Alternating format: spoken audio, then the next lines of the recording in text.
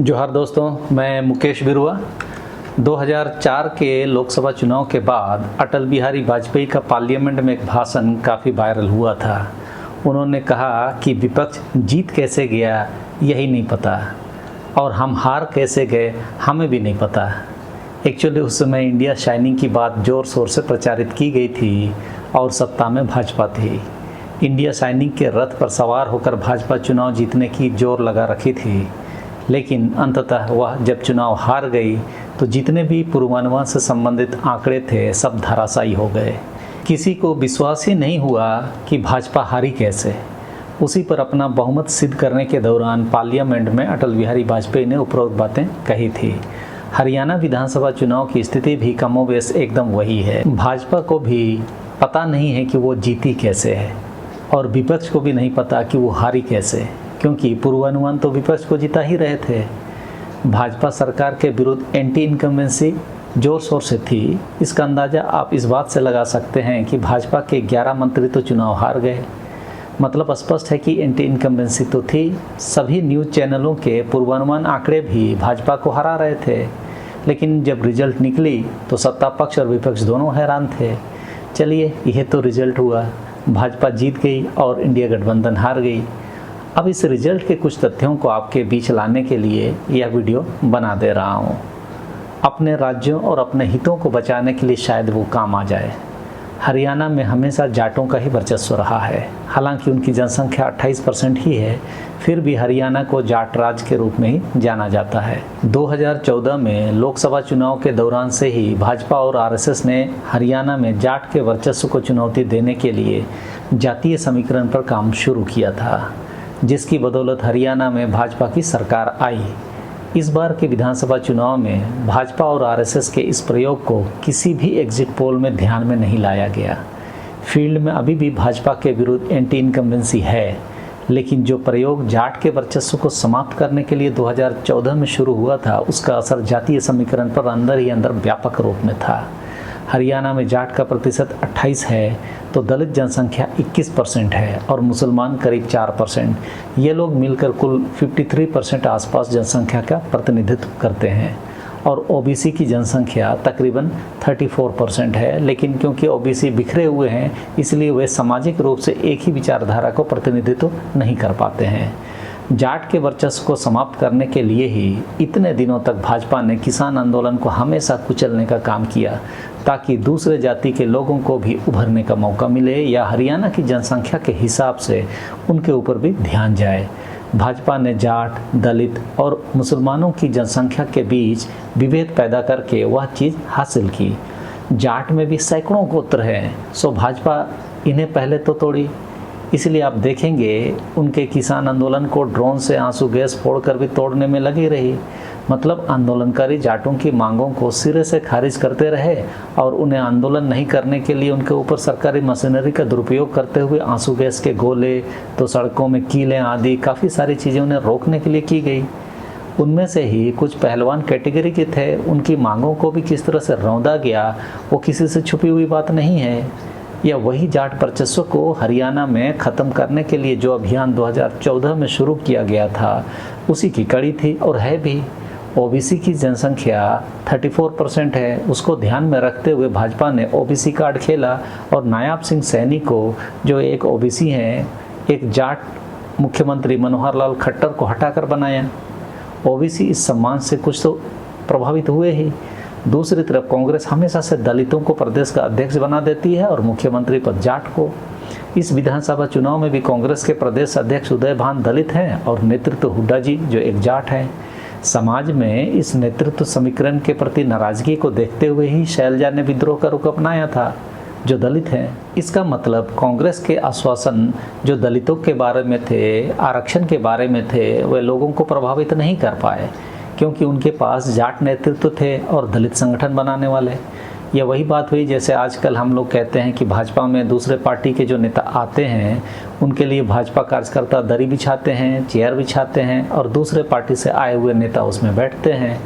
उसी तरह हरियाणा कांग्रेस में भी दलित लोग दरी और चेयर बिछाने का काम में लगे रहे और कुर्सी में बैठने वाले जाट आते जाते रहे।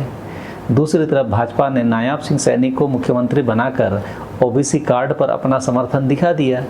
कांग्रेस के आरक्षण संबंधी बयानों को भी लोगों ने गंभीरता से नहीं लिया। दूसरा, भाजपा ने भी राहुल गांधी के आरक्षण संबंधी बयान अपने तरीके से बना के लोगों को समझाने का प्रयास किया कि कांग्रेस आरक्षण विरोधी है। यह हुआ दलित और जाटों के बीच के समीकरण को डिस्टर्ब करके भाजपा ने एक मुश्त वोट पैटर्न उसको रोक दिया। तो पहला तो ये है कि जाट, दलित और मुसलमानों के बीच विभेद पैदा करके भाजपा ने शुरुआती बढ़त सांगठनिक रूप से समाज में ले ली। यह ध्यान कांग्रेस के दिमाग में आया ही नहीं। वह अभी भी जाट और दलित की एकता पर डटे रहे, क्योंकि वे दोनों मिलकर 49% हो रहे थे और उसमें 4% मुसलमान मिल जाते तो कांग्रेस की नज़र में उन्हें शुरुआती बढ़त मिल ही रही थी। लेकिन जाट समुदाय टुकड़ों में बटा, उसी तरह दलित भी। समाज बंटता है तो उसका फ़ायदा किसे होता है? ऑब्वियसली भाजपा को। जातीय समीकरण को डिस्टर्ब करके वोटों का ध्रुवीकरण 2014 के लोकसभा चुनाव के दरमियान से ही चालू था। कई सारे फिलोसफरों ने भी इस पर सोचना बंद कर दिया था। यह मान लिया गया था कि वह प्रयोग अब समाप्त हो गया। लेकिन जिस पार्टी और संगठन के डीएनए में जातीय समीकरण कूट कूट कर भरा हो, उससे हम आप दूसरा कैसे उम्मीद कर सकते हैं? खैर, यह तो हुआ एक समीकरण जिसके कारण वोटों का ध्रुवीकरण हुआ। उसके अलावा बहुत सारे फैक्टर थे, जैसे केंद्रीय जांच एजेंसियों के मार्फत कांग्रेस के कई नेताओं के ऊपर में छापेमारी, जेल आदि कई सारी घटनाएं हरियाणा विधानसभा चुनाव से पूर्व और उस दरमियान में हुई हैं, जिस कारण चुनाव प्रचार काफ़ी प्रभावित हुआ। 18-20 सीटों में बहुत कम मार्जिन से जीत दर्ज हुई है। इन सब जगहों पर ईडी, सीबीआई, हरियाणा की भाजपा पुलिस आदि की कार्रवाई से चुनाव प्रचार को प्रभावित करने वाली बात मानी जा सकती है। चुनाव आयोग भी हरियाणा में चुनाव लड़ रही थी।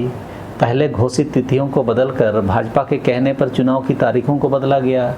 ऐसा बहुत कम होता है जब चुनाव आयोग घोषित तिथियों को बदले। अभी वोटों की गिनती के दरमियान यह खबर लगातार आती रही कि कई जगहों पर ईवीएम मशीनों में बैटरी का चार्जिंग परसेंटेज 100% या 99% दिखा रहा था, जो उपयोग में लाई गई ईवीएम मशीन का तो हो ही नहीं सकता। तो क्या ऐसे मशीनों को बदलकर किसी एक पार्टी को फ़ायदा पहुँचाया गया? यह भी साबित नहीं हुआ है। आने वाले समय में इस पर भी कोई ठोस बात सामने जरूर आएगी। मतगणना जब हो रही थी तो शुरुआत में कांग्रेस को 60 से ज़्यादा सीटों पर लीड दिखाया गया, लेकिन 9 बजे से 10 बजे के बीच में अचानक से वोटिंग पैटर्न भाजपा की तरफ मतगणना में दिखने लगा। उसके बाद इलेक्शन कमीशन के वेबसाइट पर अपडेट होना बंद हो गया। 5वें 6वें राउंड का गणना ही इलेक्शन कमीशन की वेबसाइट पर नज़र आ रही थी, जबकि क्षेत्र में 11वें 12वें राउंड की गणना आ चुकी थी। यह सब मैं एक सवाल उठा दे रहा हूँ, इसका जवाब तो संबंधित इकाई ही दे पाएगी, क्योंकि उसके संबंध में बहुत सारी जानकारी जो अंदर की है वो मेरे पास नहीं है। समय आने पर जब जानकारी निकल कर आएगी पुख्ता होकर, तब मैं उस पर और जानकारी दे पाऊँगा। लेकिन सवाल तो यह है कि इस दरमियान में इलेक्शन कमीशन का वेबसाइट में अपडेट क्यों बंद हुआ? उसके बाद एक और बात सामने आई कि कई सारे कैंडिडेट निर्दलीय लड़े। जो भी कैंडिडेट निर्दलीय लड़े, उन्होंने जितना वोट हासिल किया, कई जगहों में तो उनके द्वारा हासिल किए गए वोटों से भी कम अंतर से जीत हुई है। और ऐसे सभी जीतों में भाजपा के कैंडिडेट ही जीते हैं, यानी कई निर्दलीयों को टिकट देकर वोटों को काटा गया। कांग्रेस भी अपने चुनावी प्रबंधन में कई जगह असफल नजर आई। पहले तो ये जातीय समीकरण को ठीक से समझ नहीं पाई। दूसरा, कई ऐसे प्रत्याशियों को कांग्रेस ने टिकट नहीं दिया जो जीत सकते थे। कई जगह कांग्रेस से नाखुश लोग, कोई 30,000 तो कोई 40,000 वोट लेकर हार गए, लेकिन भाजपा से जीतने का अंतर उन जगहों पर मुश्किल से 5-10 हज़ार ही रहा।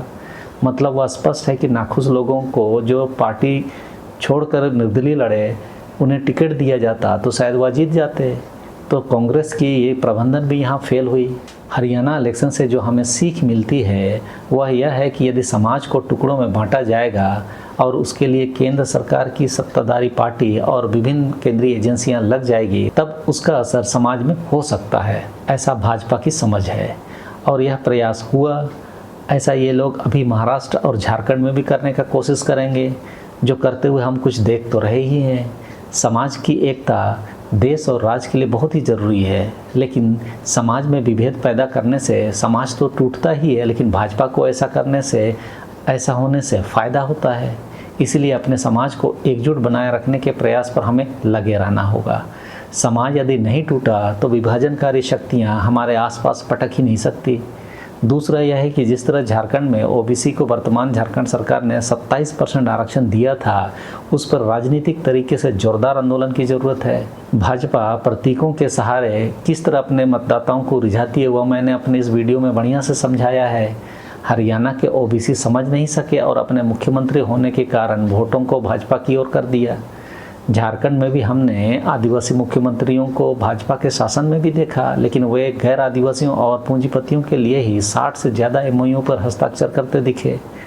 राष्ट्रपति आदिवासी हैं, लेकिन निकोबार आइलैंड में वहाँ की जैव विविधता से भरी हजारों साल पुराने जंगल को नष्ट किया जा रहा है, वहाँ के आदिवासी जीवन को समाप्त किया जा रहा है, लेकिन आदिवासी राष्ट्रपति मौन है। उसी तरह झारखंड में बिरसा मुंडा को नरेंद्र मोदी प्रतीक बनाने के लिए जी जान से लगे हुए हैं। यदि नरेंद्र मोदी बिरसा मुंडा को आदिवासी हिंदू प्रतीक के रूप में आदिवासियों के बीच स्थापित करने में सफल हुए तो समझिए यहाँ पर भी आदिवासी बंट जाएंगे। झारखंड में आदिवासियों की जनसंख्या 26% से थोड़ी ज़्यादा है। यहाँ आदिवासी जनसंख्या में विभेद पैदा करना मतलब 28 सीट में से कुछ सीटें अपने पक्ष में ले आना। मैंने अपने बिरसा मुंडा वाले वीडियो में यह भी बताया था कि आज के समय में जब बिरसा मुंडा की प्रतिमाएं बनाई जा रही है, उन सब में हिंदुत्व विचारवादी लोग अब उनके हाथ में मशाल थमा रहे हैं, जबकि आदिवासी लड़ाई में मशाल नहीं पकड़ता, तीर धनुष पकड़ता है। और बिरसा मुंडा ने भी तीर धनुष से ही लड़ाई लड़ी। जिस दिन भाजपा बिरसा मुंडा जयंती आदि में मशाल जुलूस निकालने लगे तो आप समझ जाइए कि ये बिरसा मुंडा का हिंदूकरण के मुहिम में निकले हुए लोग हैं। राजनीतिक पार्टियों को भी समय रहते भांप लेना होगा कि कौन सा नेता जनता के बीच में अपने विधायिका वाले समय में सक्रिय रहा है। यदि किसी विधायक के प्रति कोई नाराजगी है तो उसे उस जगह से हटा देना ही बेहतर विकल्प है। इस मामले में भाजपा का प्रयोग सफल होता रहा है। हरियाणा में चुनाव से ठीक पहले एक जाट मुख्यमंत्री को हटाकर ओबीसी मुख्यमंत्री को बनाना भी भाजपा का अच्छा दांव आप मान सकते हैं। ऐसा प्रयोग दूसरे पार्टी के लोग हिम्मत नहीं कर पाते हैं, जिस कारण से भाजपा को उसका फ़ायदा हो जाता है। ईडी, सीबीआई जैसी संस्थाओं की दबिश भी इस दरमियान में तेज हो जाएगी। उसमें कई सारे दूसरे लोग भी रडार पर रहेंगे। वैसे भी इन संस्थाओं का आज के समय में विश्वसनीयता समाप्त सी हो गई है, क्योंकि इनका कन्विक्शन रेट भी 1% से भी कम है। तो सिर्फ राजनीतिक फ़ायदा पहुंचाने के लिए भाजपा इन मशीनरियों का इस्तेमाल करती है। इसे यदि प्रभावित हुए हैं तो भी भाजपा को फ़ायदा है। तो बाकी जो राजनीति हो रही है उस पर तो जनता ने अपना मत दे दिया, उसे आप मीडिया से समझ सकते हैं। मैंने आदिवासियों को इस चुनाव के मद्देनज़र किन चीज़ों को ध्यान में रखना है यह बताने के लिए यह वीडियो बनाया है। चलिए इस वीडियो में इतना ही, अगले वीडियो में फिर मिलते हैं। सबों को धन्यवाद। जोहार।